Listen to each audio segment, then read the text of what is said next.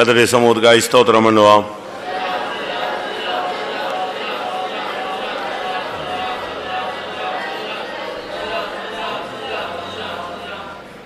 நமக்கு வந்த பின்மாற்றங்கள் என்ன, அதை நாம் சிந்திச்சு நாம் சரிப்படுத்தணும்.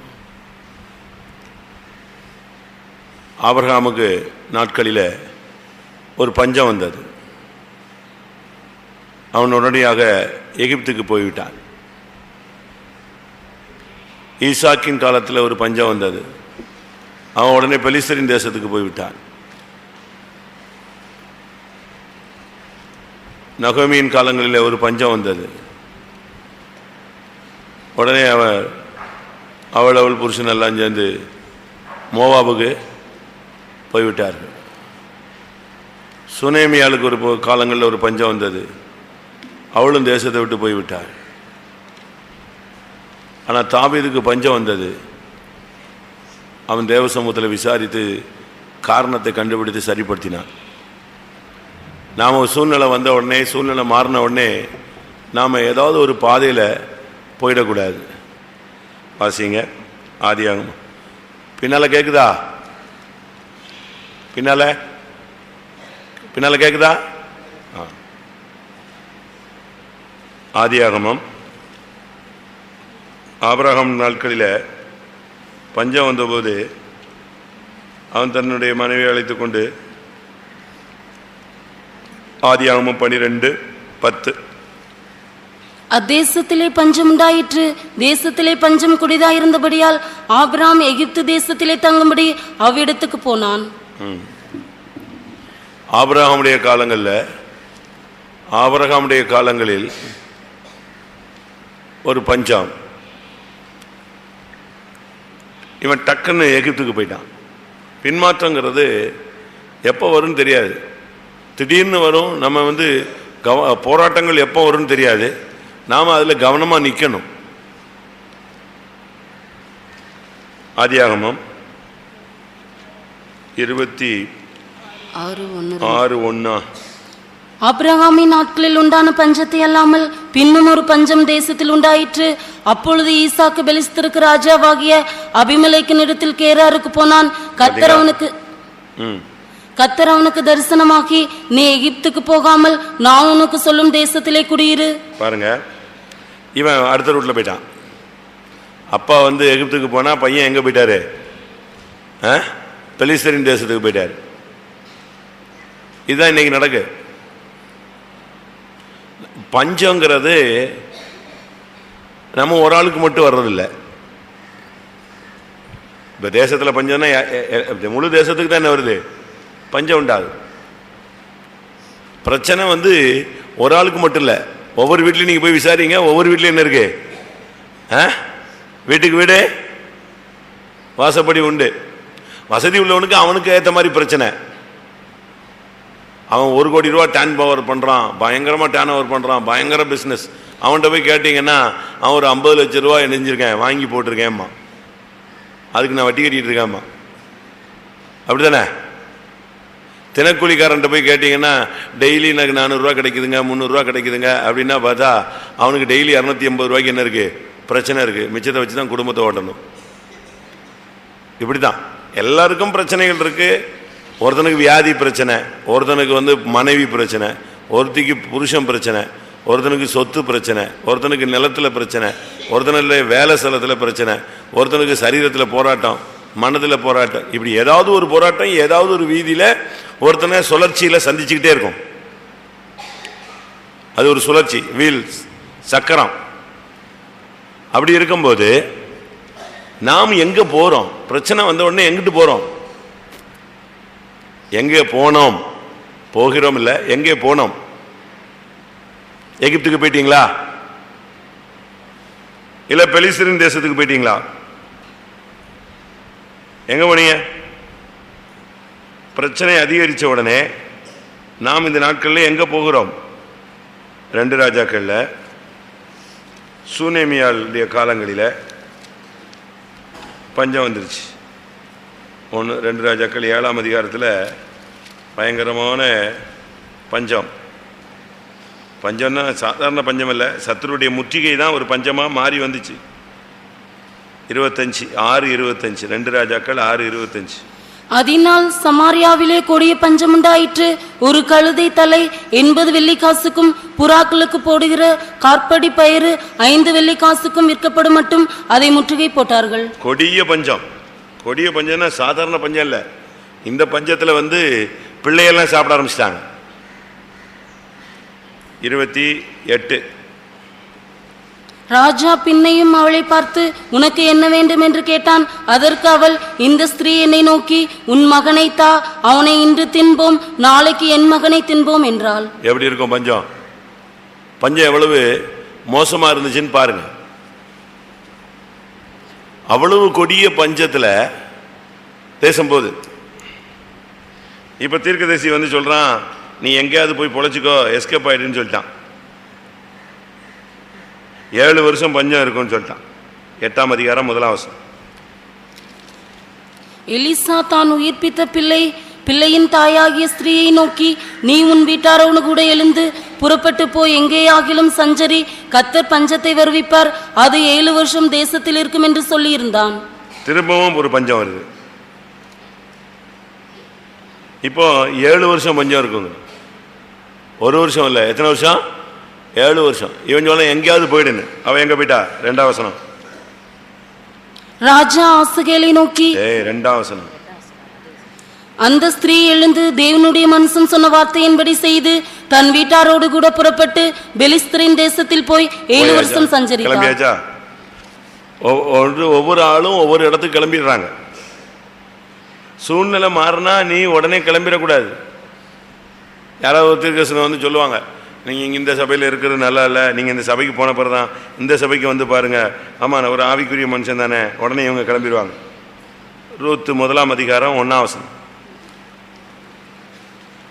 ரூத்து 1:1. நியாயாதிபதிகள் நியாயம் விசாரித்து வரும் நாட்களில் தேசத்திலே பஞ்சம் உண்டாயிற்று.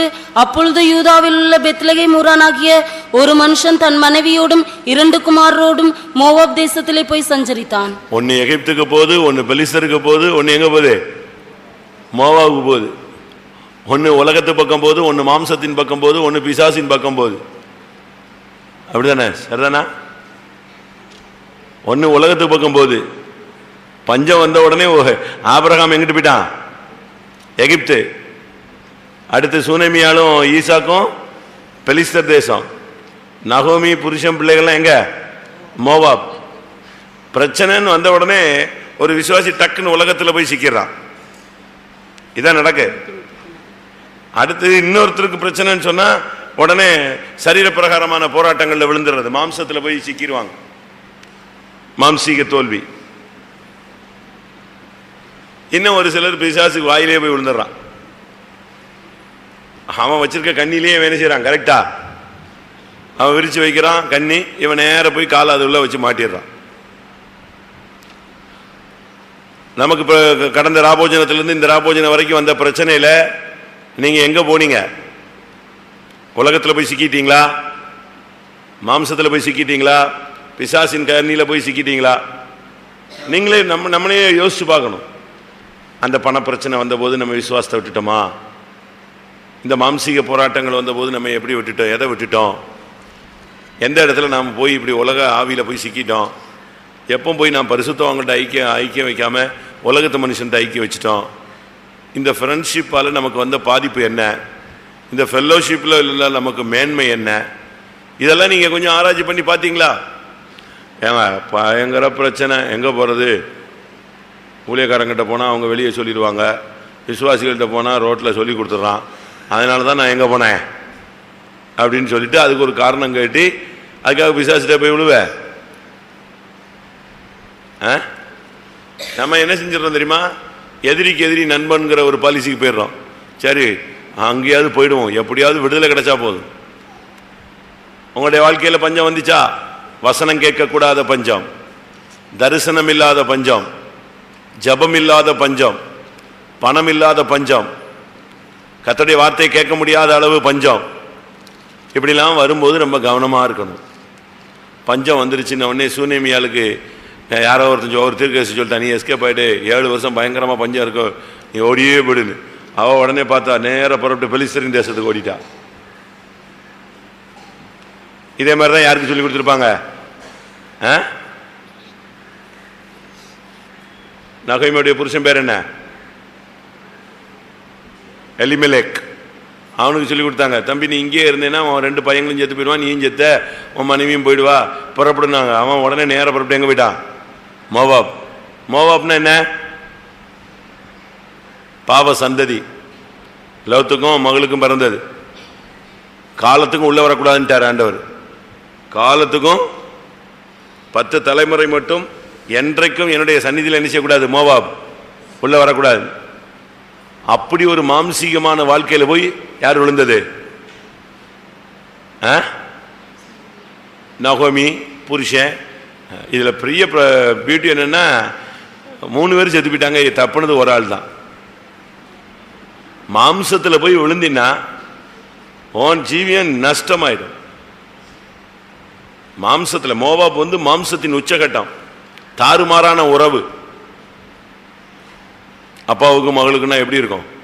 எவ்வளவு ஒஸ்டான ஒரு கண்டிஷன். இந்த கண்டிஷன்ல போய் விழுந்ததுனால சாவு எத்தனை பேருக்கு வந்துச்சு?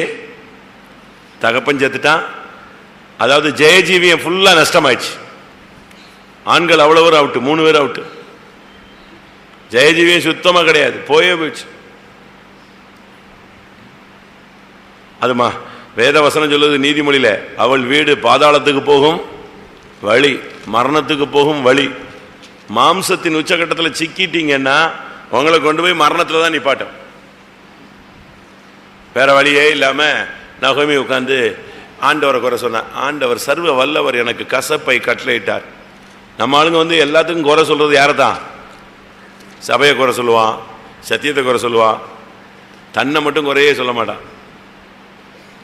தான் விழுந்ததுக்கு பல காரணங்கள் சொல்லுவாங்க. ஆபிரகாம் எகிப்துக்கு போயிட்டாரு. எகிப்துங்கிறது உலகம், மோவாபுங்கிறது மாம்சம்.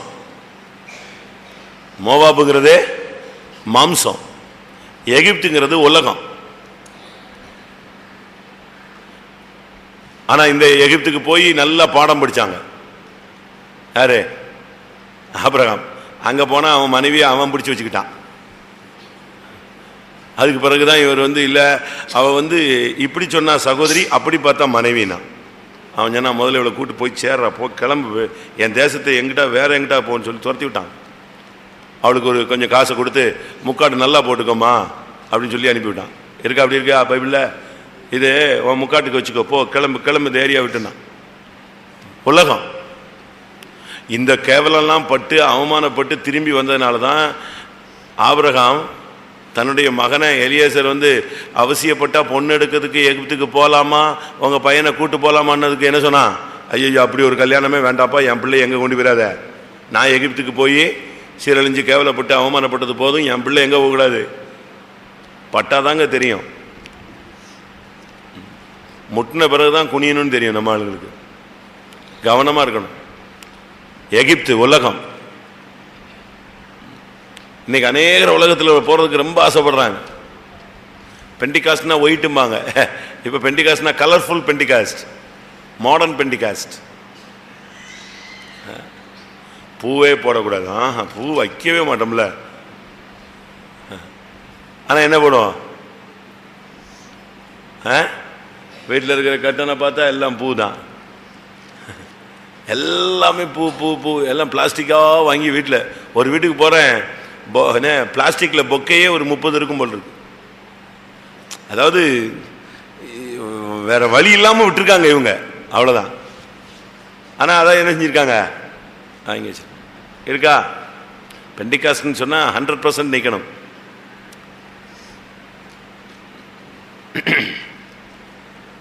அடுத்து ஈசாக்கு, வாக்குத்தத்த சந்ததி. ஒருவன் விசுவாசத்தின் தகப்பன், சூனேமியால் அற்புதங்களை பெற்றவள். அடுத்து ஈசாக்கு வாக்குத்தத்த சந்ததி. இவன் எங்க போயிட்டான்?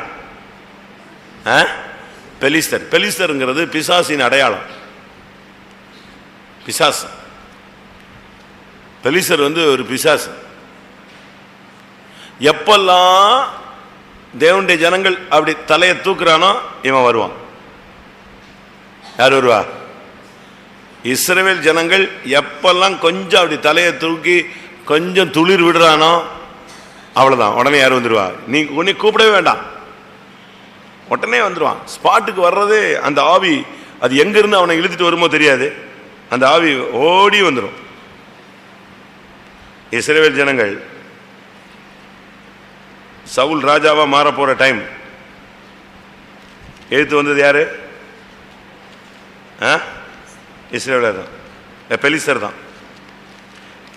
பெட்டி பிடிபட்டு போயிட்டது யார் கையில் தான் சிக்கிச்சு? யார் கையில் தான் சிக்கிச்சு? பெலிஸ்தர் கையில் தான் சிக்கிச்சு.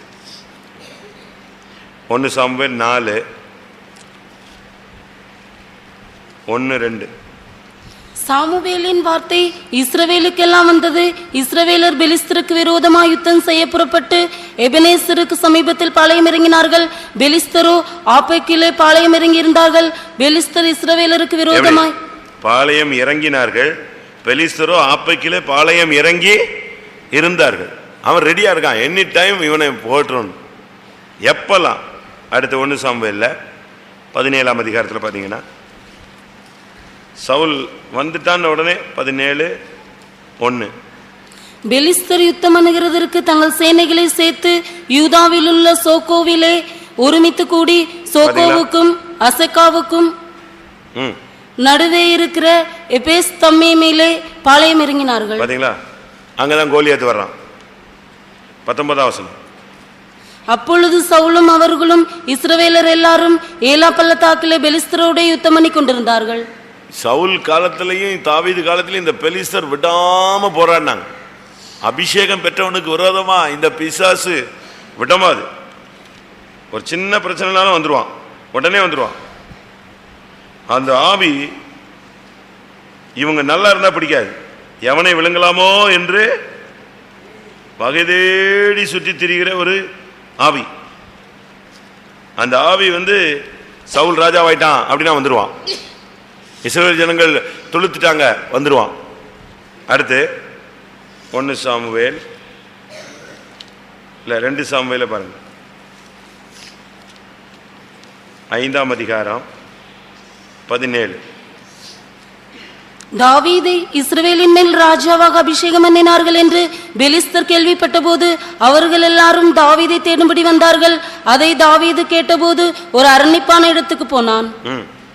பெலிஸ்தரோ வந்து ரெப்பாயிம் பள்ளத்தாக்கிலே பரவி இருந்தார்கள். பாத்தீங்களா? இது இவன் தாவீது இங்கேதான் அபிஷேகம் பண்ணப்பட்டு தான் இருக்கான். அதை கேள்விப்பட்ட உடனே யார் வந்துட்டா? புரியுதா உங்களுக்கு எல்லாருக்கும்? இது கேள்விப்பட்ட உடனே இவன் பரப்பிட்டு வந்துட்டான். தாவீது அபிஷேகம் ராஜாவாயிட்டானா, வா உடனே பாளையம் இறங்கிடு, உடனே சண்டை. எங்க அபிஷேகம் பெற்றுட்டான், எங்க ஒரு வேலை கிடைச்சிருச்சு, எங்க அவனுக்கு சுகம் கிடைச்சிருச்சு, எங்க தொழில் கொஞ்சம் விருத்தி ஆயிருச்சு, எங்க அவனுக்கு நல்ல ஒரு ஜபம் பண்றான் அப்படின்னா போதும், யார் வருவா? இது நீ கூப்பிட வேண்டாம். பலாப்பழத்துக்கு என்ன செய்ய வேண்டாம், வாங்க வாங்க சாரி வாங்க பலாப்பழம் வச்சிருக்கேன் சொல்ல வேண்டாம். நீ வந்துட்டா வந்துடும், அது வந்துடும். அதே மாதிரி தான் அபிஷேகம் வந்துருச்சு, உன் பிரதிஷ்டை திரும்பி வந்துருச்சு, உன்னுடைய நீ வல்லமையில நல்லா வந்துட்ட, ஐக்கியத்துக்குள்ள திரும்பி வந்துட்ட, பிரதிஷ்டை பண்ணிட்ட, கொஞ்சம் ஸ்பீட் ஆயிட்டேன்னா போதும், யாரும் கூப்பிட வேண்டாம். யார் வந்துருவா? வந்துருவான் அவன். அவன் அது பாட்டுக்கு சந்து பொந்திலிருந்து உள்ள வந்துடுவான். இதுதான் பிசாஸ். இந்த இடத்துக்கு தான் யார் போனது? ஈசாக்கு போனது, சுனேமியால் போனது.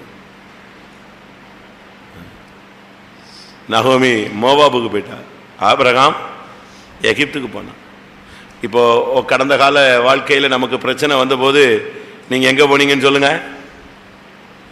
உங்க அக்கா வீட்டுக்கு போயிருப்பீங்க, உங்க மச்சான்கிட்ட போயிருப்பீங்க, பக்கத்து வீட்டுக்காரன்ட்ட போயிருப்பீங்க, நண்பர்கள்ட்ட போயிருப்பீங்க, ஆஸ்பத்திரிக்கு போயிருப்பீங்க, பின்மாற்றக்காரன்ட்ட போய் கொஞ்சம் பேசிட்டு வந்திருப்பீங்க.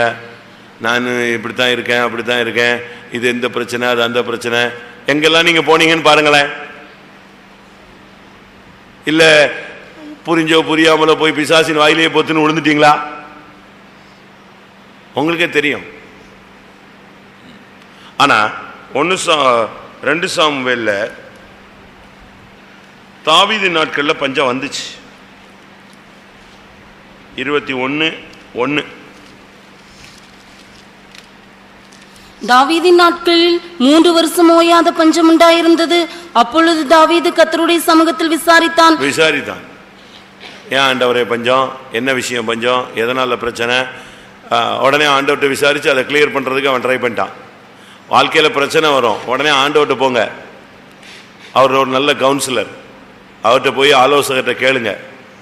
ஏன் சுவாமின் அவர் காரணம் சொல்லுவார். இன்னென்ன பிரச்சனையினாலதான் இந்த பிரச்சனை, வியாதிக்கு காரணம் இதுதான், உன் தோல்விக்கு காரணம் இதுதான், உன்னுடைய வேறுபாட்டின் ஜீவியத்தை நீ நஷ்டப்படுத்திட்ட, உன் ஜெபத்தை குறைச்சிட்ட, உன் பிரதிஷ்டையில நஷ்டமாயிட்ட, நீ பைபிள் வாசிக்கல, உன்னுடைய முழங்கால் குறைஞ்சு போயிருச்சு, உன்னுடைய ஐக்கியம் குறைஞ்சிருச்சு, உன்னுடைய தேவசத்தம் கேட்கிற பழக்கம் குறைஞ்சிருச்சு, உன்னுடைய ஆதி அன்புக்கு திரும்பி வா, ஆதியிலே செய்த கிரியைகளை மறுபடியும் செய்வாயாக.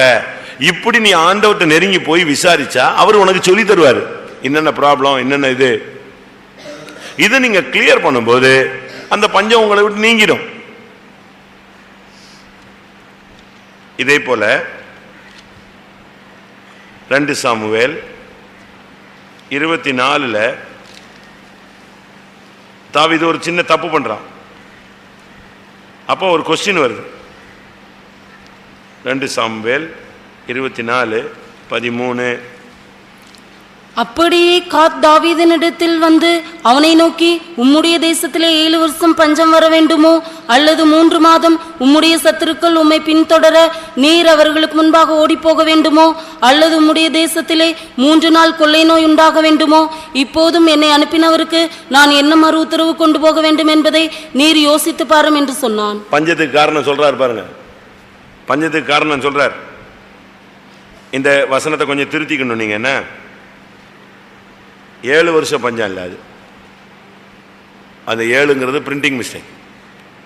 அது என்னது? 3 வருஷ பஞ்சமோ, 3 மாச சங்காரமோ, 3 நாள் கொள்ளை நோயோ, 3. என்னடா பைபிளை திருத்த சொல்றாருன்னு சொல்றீங்களா? அப்படி இல்லை. 1 நாளாகமோ 21:12. அப்பொழுது தீர்க்கதரிசியாகிய எலியா 1 நாளாகமோ 21:12. 1 நாளாகமோ 21:12. 3 வருஷத்து பஞ்சமோ, அல்லது உன் பகைஞரின் பட்டயம் உன்னை பின்தொடர நீ உன் சத்துருக்களுக்கு முன்பாக முறிந்தோடி போக செய்யும் 3 மாத சங்காரமோ, அல்லது 3 நாள் கர்த்தருடைய தூதன். இப்ப கரெக்டா? இப்ப கிளியர் ஆச்சு? உங்களுக்கு விளக்கம் வந்துருச்சா? 3 வருஷ பஞ்சம், 3 மாச சங்காரம், 3 நாள் கொள்ளை நோய். நல்லா புரிஞ்சுக்கோங்க, இந்த 3மே ஈக்குவல். 3 நாள்ல கொள்ளை நோயில 3 வருஷ பஞ்சத்துல சாகிறவனே நெஞ்சிடலாம், சாகடிச்சிடலாம். இன்னைக்கு பல அணு உலைகள்லாம் இருக்கு. இதெல்லாம் வெடிச்சாதான் இதனுடைய ஒரிஜினாலிட்டி தெரியும். அந்த ஸ்மெல் பட்ட உடனே நெஞ்சிருவான். அவர் ஸ்மெல் படுறதுன்னா அது காத்துல கலந்து வருது, காத்து ஒரு இடத்துல நிக்குது, போயிட்டே இருக்கும். சுவாசிக்கிறவன் அவ்வளவு பேர் என்ன செய்வான்? சாவான். கொள்ளை நோய். பஞ்சத்துல அவன் அதை தின்னு இதை தின்னு இதை தின்னு அதை தின்னு கடைசியில் ஒன்றும் கிடைக்காம சாகிறது, அது 3 வருஷம் ஆகும். ஆனா 3 நாள்ல அதுக்கு ஈக்குவலாக உள்ள ஆளை நெஞ்சிடலாம், செத்து போயிடும். அதனால நான் திருத்த சொன்னதுக்கு காரணம் என்னன்னா, இந்த வசனத்தின் அடிப்படையில் 3 மாத பஞ்சம், 3 வருஷ பஞ்சம், 3 மாத சங்காரம், 3 நாள் கொள்ளை நோய். இப்ப உனக்கு புரிஞ்சிச்சா? தாவீது தன்னுடைய தவறினால இந்த பஞ்சத்துக்கு இடம் கொடுக்க வாய்ப்பு இருந்தது. இவன் என்ன பண்ணான் தெரியுமா? உடனே ஓடி போய் நான் மனுஷன் கையில விழ மாட்டேன், ஆண்டவர் கையில விழ போறேன்னா 13ஆம் வசனம் 21 நாளாகமோ 21:13. அப்படியே காத் தாவீதினிடத்தில் வந்து அவனை நோக்கி, உம்முடைய தேசத்திலே 7 வருஷம் பஞ்சம் வர வேண்டுமோ?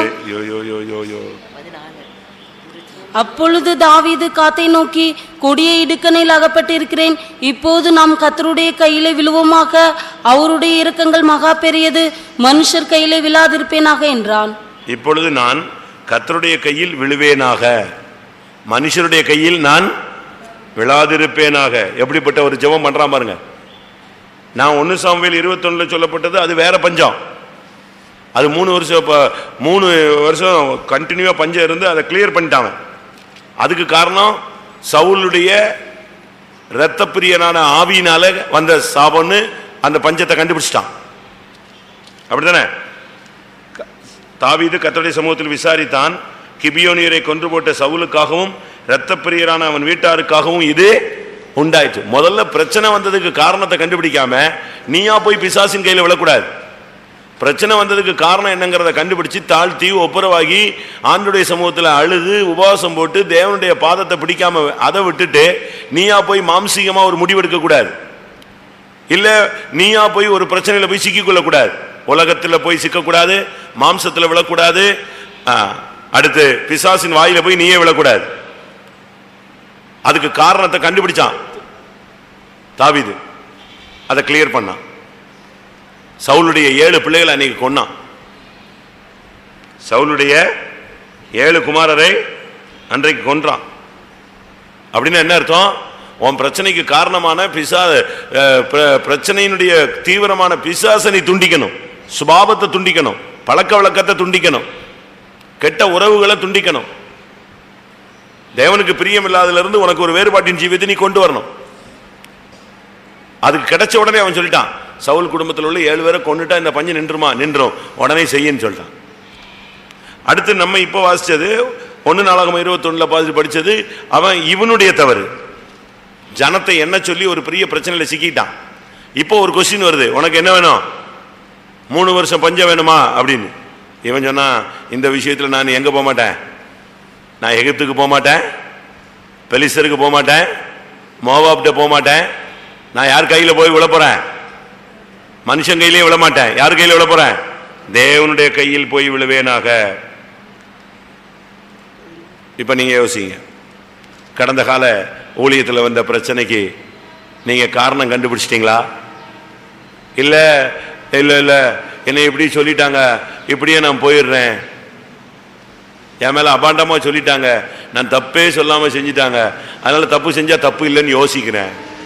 ஏன்பா உன் மூளை எவ்வளவு வேகமா வேலை செய்யுது? விழுந்து போன ஆவி உன்னோட பயங்கரமா போராடு. ஆபிரகாமே நீ எகிப்துக்கு போகாதே, ஈசாக்கே நீ பெலிஸ்தரின் தேசத்துக்கு போகாதே, நகோமியே நீ மோவாப் தேசத்துக்கு போகாதே, உலகத்தின் பக்கம் போகாத, மாம்சத்தின் பக்கம் போகாத, பிசாசின் பக்கம் போகாத. நீ அபிஷேகம் பெற்றவனானால் ஆண்டவரத்தில் விசாரி, ஏன் இப்படி நடந்துச்சு ஆண்டவரேன்னு கேளு. மனுஷன் கையில போய் விழாத, உலகத்திலையும் போய் விழாத, மாம்சத்திலையும் விழாத, பிசாசின் கையிலையும் விழாத, 4வது மனுஷன் கையிலையும் போய் என்ன செய்யாத, விழாத. யார் கையில விழு? ஆண்டவருடைய கையில விழு. எல்லாரும் கண்களை மூடுவோம். ஒரு 10 நிமிஷம் டைம் தரேன், அது பிறகு அடுத்த பகுதிக்கு போகலாம். உன்னுடைய பஞ்ச நாட்களில், உன்னுடைய தேவைகள் உள்ள நாட்களில், உனக்கு நெருக்கமான சூழ்நிலைகளில் நீ கிறிஸ்துவின் அன்பில் நின்றாயா? பரிசுத்தவான்கள் ஐக்கியத்தில் நின்றாயா? உன் விசுவாசத்திலே நின்றாயா? உன்னுடைய பரிசுத்தத்தில் நின்றாயா? உன்னுடைய பிரதிஷ்டையில் நின்றாயா? இல்லை, எகிப்தாகிய உலகத்தில் போய் சிக்கிக் கொண்டாயா? பெலிஸ்தராகிய சாப்தானின் வாயில போய் மாட்டிக்கொண்டாயா? மோவாபாகிய மாம்சத்தின் இச்சைகளிலே போய் விழுந்து விட்டாயா? தேவ சமூகத்தில் விசாரித்து பார். கர்த்தர் காரணத்தை உனக்கு சொல்லிக் கொடுப்பார். அதை துண்டித்து போடு. மனுஷன் கையில விழாதே, கொஞ்ச நேரம் தேவனுடைய கையில் விழுவாயாக. எல்லாரும் கொஞ்ச நேரம் முழங்கால் போடலாமா? முழங்கால் போட முடியலன்னா எந்திரிச்சு அப்படியே ரவுண்டு வாங்க, நின்றுக்குவாங்க. எழும்பி இயேசுவே இயேசுவே இயேசுவே இயேசுவே. கர்த்தருடைய சமூகத்தில் உட்கார்ந்தான்னு வராம கர்த்தருடைய சமூகத்தில் நின்றான், கர்த்தருடைய சமூகத்தில் முழங்காலில் நின்றான்னு வரட்டும். கொஞ்ச நேரம், ஒரு 5 நிமிஷமோ 10 நிமிஷமோ நீங்களே ஆராய்ச்சி பண்ணி பாருங்க. எகிப்துக்கு போனவன் ஒரு பாவி அல்ல, விசுவாசத்தின் தகப்பன். பெலிஸ்தரின் தேசத்துக்கு போனவன் ஒரு துன்மார்க்கன் அல்ல, வாக்குத்தத்த சந்ததி. மோவாப் தேசத்துக்கு போன எலிமெலேக் ஒரு சாதாரண ஆள் அல்ல, கர்த்தர் என் ராஜா என்று சொல்லக்கூடியவன். அவன் போய் மாம்சத்தில் சிக்கி ஜீவனை விட்டான். மோவாபிலே அவனுக்கு மரணம், அடக்கம், அழிவு, முடிவு. வேண்டாம். கர்த்தரை விசாரித்து பார், ஏன் தோல்வி என்பதை கண்டுபிடித்து பார். மனுஷன் கையில விழமாட்ட ஆண்டவரே, உங்க கையில இன்னைக்கு இந்த கூட்டத்தில் விழுகிறேன், உங்க காலில் விழுறேன் கர்த்தாவே. பஞ்சம் கொடிதாய் போய்கொண்டிருக்கிறது. உம்முடைய சத்தம் கேட்கக்கூடாத ஒரு மனிதனாய், உம்முடைய சத்தம் கேட்கக்கூடாத ஒரு மனுஷியாய் நான் துன்மார்க்கமாய் மாறி போனேனே. தரிசனம் கிடைத்து எத்தனையோ வருஷமாச்சே ஆண்டவரே, சொப்பனங்கள் மூலமாய் நீர் என்னோடு பேசி எத்தனையோ வருஷங்கள் ஆச்சே கர்த்தாவே. உம்முடைய சத்தம் கேட்கிற செவிகள் எனக்கு வேணும் கர்த்தாவே. ஆரம்ப காலங்களில் எனக்கு உணர்த்தப்பட்டேன், இருதயம் குத்தப்பட்டேன், மனது அடித்துக் கொண்ட காலங்கள், ஓ கண்ணீரின் காலங்கள் எனக்கு திரும்பி வரட்டும் ஆண்டவரே. உம்முடைய கையில நான் விழுகிறேன். ஆமென். கொஞ்ச நேரம் தான் டைம், நீங்க அதை பயன்படுத்திக் கொள்ளுங்கள். சத்தத்தை உயர்த்துங்கள், ஆண்டவருடைய கால கையை பிடியுங்க. ஆண்டவரே, இனிமே நான் எந்த மனுஷன் பக்கத்திலையும் போக மாட்டேன். மனுஷ அன்பு எனக்கு வேண்டாம், மாமிசீக உறவு வேண்டாம், உலகத்தோட உள்ள ஐக்கியம் வேண்டாம், பிசாசோடு போய் சிக்கிக் கொள்கிற தன்மை வேண்டாம். உம்முடைய கையில் விழுகிறேன். என் பஞ்சத்தை நீக்கும், என் தரித்திரத்தை மாற்றும், என் சாபத்தை மாற்றும், என் வறுமையை மாற்றும், என் பஞ்சத்தை மாற்றும், என் கடனை மாற்றும், என் தோல்வியை மாற்றும். வாயை திறந்து கேளுங்க, போராடுங்க பிரியமானவர்களே. மத்தியில நான் மாம்சத்துக்குள்ள போய் மாட்டிக்கொண்டேன் சொல்லு. வாயை திறந்து சொல்றதுனால ஒரு தப்பே கிடையாது. தன் பாவங்களை அறிக்கை செய்து விட்டு விடுகிறவன் இரக்கம் பெறுவான். அவைகளை அறிக்கை செய்யாமல் வச்சுக்கிட்டே இருக்கும்போது, மறைக்கும் பொழுதுதான் நமக்கு வாழ்வு கிடைக்காம போயிருது. இந்த சுத்திரி கூட்டத்தோடு உனக்கு வாழ்வு கிடைக்கணும் அப்படின்னா நீ இப்போ தேவ சமூகத்துல சொல்லு, ஆண்டவரே இனிமே எந்த சூழ்நிலை வந்தாலும் நான் மனுஷன் கையில போய் விழமாட்டேன், பிசாசின் கண்ணில விழமாட்டேன், மாம்சத்துல போய் சிக்க மாட்டேன், உலகத்துல போய் விழமாட்டேன், ஆண்டவருடைய கையிலே விழுவேன். ஹல்லேலூயா சொல்லுங்க. வாயை திறந்து ஒரு அறிக்கை மூலம் ஒரு தீர்மானமும் எடுப்போம். ஆமென். தேவ சமூகத்தின் நேரத்தில் உண்டாக்குங்க. இங்கே கடந்து வந்திருக்கிற தெய்வம் உன் பக்கத்தில் வரும்படியா இடங்கொடு. ஆமென். இருதயம் நொறுங்குண்டவர்களுக்கு தேவன் சமீபமாக இருக்கிறார். ஆமா, நல்ல சுத்திகரிக்கப்படணும்னு வாஞ்சை இருந்தா, ஒரு ஆவிக்குரிய சிந்தை உனக்கு உண்டா இருந்தால், இல்லாவிட்டால் ஒரு காலத்தில் நீ ஆவிக்குரியவனாய் ஆவிக்குரியவளாய் வாழ்ந்து இப்ப தடுமாறி இருந்தா, நான் சொன்ன பாயிண்ட் உன் இருதயத்தை உடைச்சிருக்கும். நான் சொன்ன பாயிண்ட் இல்ல, கர்த்தர் சொன்ன வார்த்தைகள் உன் இருதயத்தை பிளந்திருக்கணும், அது உன்னை உருவ குத்தி இருக்கணும். ஆமா, இந்த சூழ்நிலையில, இந்த இத்தனாம் தேதியில, இந்த பிரச்சனையில நான் மனுஷன் கையில போய் விழுந்துட்டேன் சுவாமி. இந்த சூழ்நிலையில, இந்த பலவீனத்துல, இந்த வியாதி நேரத்துல, இந்த நெருக்கமான பண பிரச்சனை நேரத்துல நான் போய் உலகத்துல போய் விழுந்துட்டேங்க தாவே. இந்த சூழ்நிலையில இந்த அபிஷேகம் பெற்று நல்ல எழுப்புதலா வரும் பொழுது சாத்தான் வந்தான், நான் இடம் கொடுத்துட்டேன் சுவாமி. ஆண்டவரே என மன்னியுங்க சுவாமி. வாயை திறந்து சொல்றதுல ஒண்ணு தப்பு இல்லையே. ஹல்லேலூயா, ஹல்லேலூயா. உன்னுடைய கண்ணீருக்கு கர்த்தர் பதில் கொடுத்து தேவன் உனக்கு இரக்கம் செய்ய ஆயத்தமாய் இருக்கிறார். இனிமேல் என் வாழ்நாள்ல மனுஷனுடைய பட்சத்துல விழவே மாட்டேங்க தாவே. மனுஷன் கையில காலில் விழமாட்டேன், மாம்சத்துல விழமாட்டேன், பிசாசுக்கு இடம் கொடுக்க மாட்டேன், உலகம் எனக்குள்ள அனுமதிக்க மாட்டேன். நீங்க உண்மையா ஆவிக்குரிய சிந்தையோடு ஜெபிச்சு பாருங்க, கர்த்தர் கிருபை நிச்சயமாய் உனக்கு தருவார். உலகம், மாமிசம், பிசாசு, மனுஷன், இந்த 4 கையில நீங்க விழ மாட்டீங்க. ஒரு மனுஷனோடு போராடுகிற 4 சக்திகள், உலகம், மாமிசம், பிசாசு, மனுஷ சக்திகள். கர்த்தர் உன்னோடு பேசிக் கொண்டிருக்கிறார், உன்னை வெளியே கொண்டு வரும்படியாக போராடி கொண்டிருக்கிறார். உன் குடும்பத்தை விடுவிக்க முடியாய் அவர் ஆவியானவர் போராடி கொண்டிருக்கிறார். உன் ஊழியத்தை, உன் பிரதிஷ்டையை, உன் அழைப்பை பிசாசின் கண்ணிலிருந்து வெளியே கொண்டு வரும்படியாக கர்த்தருடைய வார்த்தை உன்னோடு போராடி கொண்டிருக்கிறது. உன் வருங்கால வாழ்க்கை ஒரு கேள்விக்குறியாக இருக்கிறது. இன்றைக்கு நீ கர்த்தருடைய பாதத்தில் அவருடைய கையில் விழுந்தால் அதை செழிப்பாய் மகிமையாய் மாற்றுவார். பிசாசு உன் வருங்காலத்தை இருள்மயமாய் மாற்ற அவன் போராடுகிறான். கர்த்தரோ ஒளிமயமாய் மாற்ற போராடி கொண்டிருக்கிறார். உன்னோடு பேசிக் கொண்டிருக்கிற தெய்வம் உன்னை வனாந்தரத்தில் அழைத்து கொண்டு வந்தவர், உன்னை நயங்காட்டி அழைத்து கொண்டு வந்தவர், உனக்கு வாக்குத்தத்தம் கொடுத்தவர் உன்னோடு பேசிக் கொண்டிருக்கிறார்.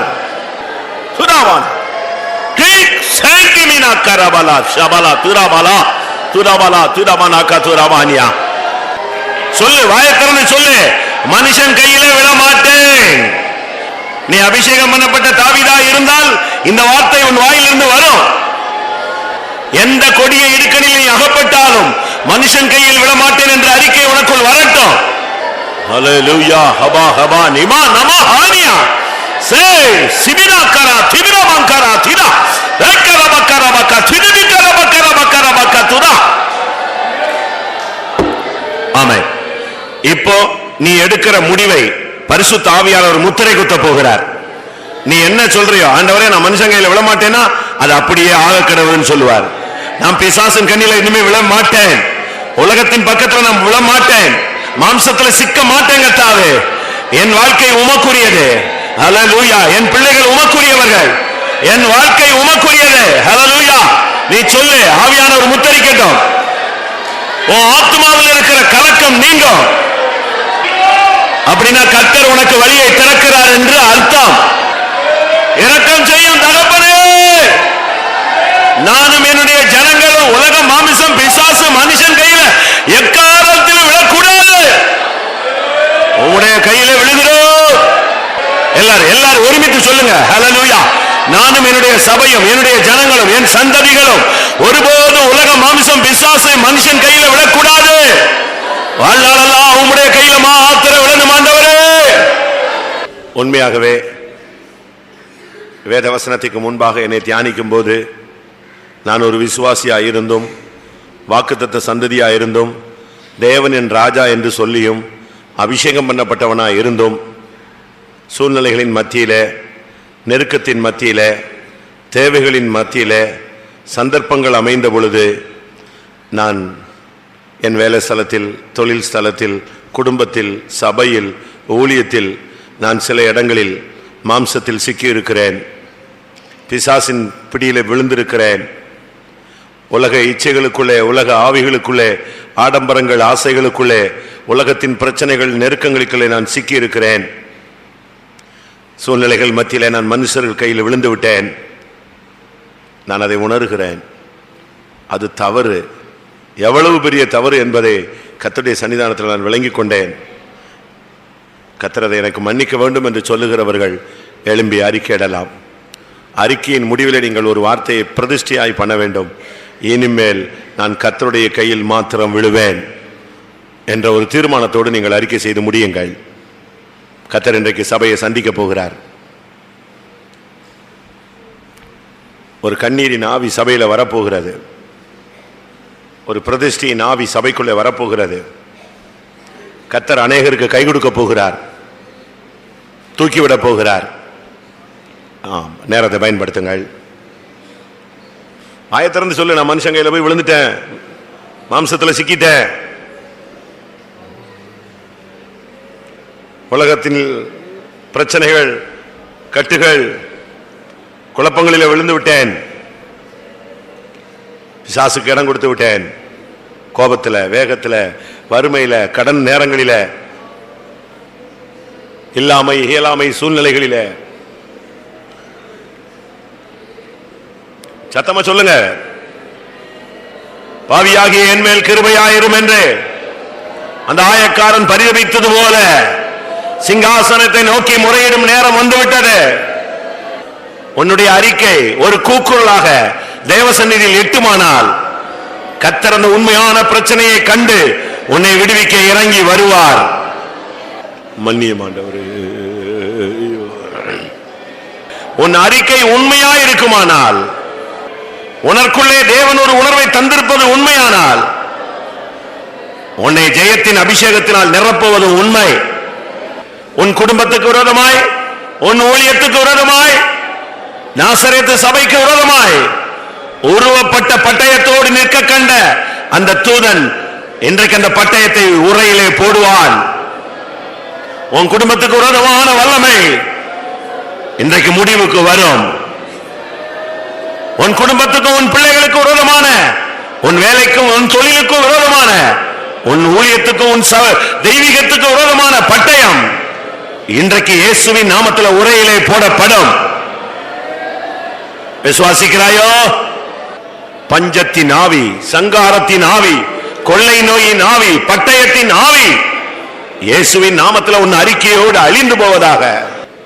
அறிக்கை செய்து உட்கார்ந்தால், கர்த்தாவே எனக்கு இவ்வளவு பெரிய உணர்த்துதல் தந்தீங்க, என் கண்ணீரை தந்தீங்க, இனிமேல் நான் இதே பலவீனமான சரீரத்தோடு இதே சூழ்நிலைகளுக்கு மத்தியிலுக்கு தான் நான் போறேன். ஆனா எனக்கு நான் விழக்கூடாது கர்த்தாவே, மாட்டிக்கொள்ளக்கூடாது கர்த்தாவே, எனக்கு ஒரு அபிஷேகம் தாங்க, எனக்கு உம்முடைய இரக்கங்கள் கிடைப்பதாக, உம்முடைய கண்கள்ல தயவு கிடைப்பதாக. போராடுங்க பார்க்கலாம். அபிஷேகத்தின் மூலமாய் தேவன் உங்களை பலப்படுத்தட்டும், நம்மை பலப்படுத்தட்டும். சும்மா கூட்டத்தை முடிக்க கூடாது பிரியமானவர்களே. ஹல்லேலூயா, ஹல்லேலூயா, ஹல்லேலூயா. யாரும் பலவீனத்துக்கு இடம் கூடாதீங்க, சோர்வுக்கு இடம் கூடாதீங்க. ஆமென். சிங்காசனத்தை நோக்கி பார்த்து பதிலை பெற்றுக் கொள்ளுங்கள். நான் திரும்பவும் சொல்றேன், உன் ஊழியத்துக்கு விரோதமான பட்டயம் இன்றைக்கு உரையில போடப்பட வேண்டும். நாசரேத்து சபைக்கு விரோதமாக எழும்பி இருக்கிற பட்டயம் அது உரையிலே விடப்பட வேண்டும். ஹல்லேலூயா. உன் தொழிலுக்கு, உன் குடும்பத்துக்கு, உன் பிள்ளைகளுக்கு விரோதமான அந்த பட்டயம் இன்றைக்கு உரையிலே போடப்படட்டும். கர்த்தர் கட்டளையிடுவாராக. இன்றோடு இந்த காலையில 12 மணியோடு சங்கார வல்லமை முடிவுக்கு வர வேண்டும், கொள்ளை நோய் முடிவுக்கு வர வேண்டும், பட்டயம் முடிவுக்கு வர வேண்டும், பஞ்சம் முடிவுக்கு வர வேண்டும், சத்துரு பின்தொடர்தல் முடிவுக்கு வர வேண்டும். இயேசு உனக்காக பரிந்து பேசிக் கொண்டிருக்கிறார். ஹல்லேலூயா. தேவனுடைய கிருபையை பெற்றுக் கொள்ளுங்கள். ஹல்லேலூயா. ஒரு அபிஷேகத்தை பெற்றுக் கொள்ளுங்கள். ஆமென், ஆமென், ஆமென், ஆமென், ஆமென், ஆமென். அறிக்கை செய்து விட்டு விடுகிறவன் இரக்கம் பெறுவான். அப்படின்னா என்ன அர்த்தம்? மன்னிப்பு மாத்திரமல்ல, அவனுக்கு பிறகு அவனுக்கு இரக்கம் கிடைக்குதுன்னு சொன்னா அவனுக்கு நியாய தீர்ப்பு கிடையாது. அதற்கு பின்பு அவனுடைய வாழ்வில் தோல்வி கிடையாது. அதற்கு பின்பு அவன் எல்லா சூழ்நிலையும் ஜெயித்து கொண்டே வருவான். அவனுடைய இரக்கம் கிடைச்சா போதுமானது. ஹல்லேலூயா. அதுதான் இந்த நேரம் நம்ம அறிக்கை செய்தோம், விட்டு விடுகிறோம் என்று தீர்மானித்தோம். இப்பொழுது இரக்கம் அபிஷேகத்தை பெற்றுக் கொள்ளுங்கள். ஹல்லேலூயா. இனிமேல் எந்த சூழ்நிலையிலும் சிக்கிக் கொள்ளக்கூடாத அளவு தேவனுடைய பலனை பெற்றுக் கொள்ளுங்கள். கேளுங்க, வாயை திறந்து கேளுங்க. ஹல்லேலூயா. எந்த சூழ்நிலையும் சிக்கிக் கொள்ள முடியாதபடி கர்த்தாவே அப்படி ஒரு அபிஷேகத்தை எனக்கு தாரும், அப்படி ஒரு ஆலோசனையை தாரும், அப்படி ஒரு கிருபையை தாரும், அப்படி ஒரு பரிசுத்தாவின் நடத்துதலை எனக்கு தாரும், அப்படி ஒரு வெளிப்படுத்தலை தாரும், அப்படி ஒரு ஏவுதலை எனக்கு தாரும், அப்படி ஒரு உணர்த்துதலை எனக்கு தாரும், அப்படி ஒரு பாதுகாக்கப்பட்ட ஜீவியத்தை தாரும், அப்படி ஒரு வேலை அழைக்கப்பட்ட ஜீவியத்தை தாரும், அப்படி ஒரு அக்கினி மதிலுள்ள வாழ்க்கையை தாரும். பெலிஸ்தர்கள் ஏற்கனவே தாவீதுட்ட அடி வாங்கிட்டு ஓடினவங்க, ஆனா திரும்பி வந்தாங்க. உடனே தாவீது அரணிப்பான இடத்துக்கு போய் தன்னை காத்து கொண்டான். அதான் இனிமேல் உலகம், மாம்சம், பிசாசு, மனுஷன் உன்னோடு போராடுவான். ஆனா கர்த்தர் தான் உன்னுடைய அரண். அதுக்குள்ள நீ போய்விட்டாய் போதும். அபிஷேகத்துக்குள்ள மறைந்திரு, அக்கினி மதிலுக்குள்ளே மறைந்திரு, அவருடைய செட்டை நிழலுக்குள்ள இரு. ஒரு வல்லமை உன்மேல கைப்பட முடியாது. ஆம், கர்த்தருடைய சமூகத்துக்காய் ஸ்தோத்திரம் பண்ணுவோம். Praise the Lord, praise the Lord, praise the Lord, praise the Lord, praise the Lord, praise the Lord, praise the Lord, praise the Lord, praise the Lord. கர்த்தர் மெய்யாகவே தம்முடைய ஜனத்தை, தம்முடைய சபையை தன்னுடைய சொந்த இரத்தத்தினாலே, சுய இரத்தத்தினாலே சம்பாதிக்கப்பட்ட தன்னுடைய சரீரமாகிய சபையை இந்த காலை வேளையிலே பிரத்யட்சமாய் தம்முடைய வசனத்தின் வல்லமையின் கிருபையினாலே சந்தித்தார். அதற்காக ஸ்தோத்திரம் பண்ணுவோம். Praise the Lord, praise the Lord, praise the Lord, praise the Lord, praise the Lord, praise the Lord. சாயங்கால கடைசி கூட்டம், அதிலும் கர்த்தர் எழுந்தருளி மகத்தான கிரியை ஒவ்வொருவருக்குள்ளே நடப்பிக்க முடியாது. ஸ்தோத்திரம் பண்ணுவோம்.